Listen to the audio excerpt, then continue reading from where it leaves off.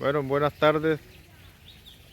Exactamente en cercanías, bueno, en el barrio La Esmeralda,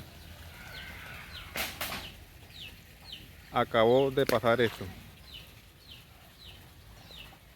La avalancha que acabó de bajar ha acabado con mi pequeño proyecto.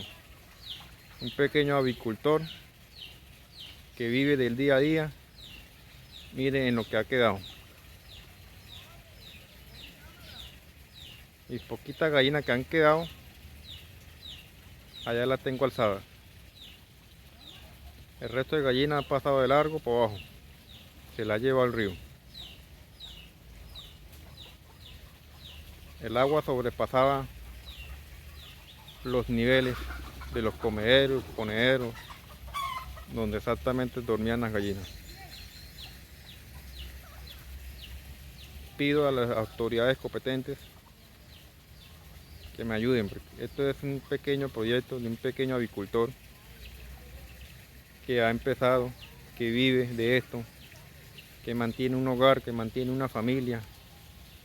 Ahora, ¿cómo voy a mantener a mi familia?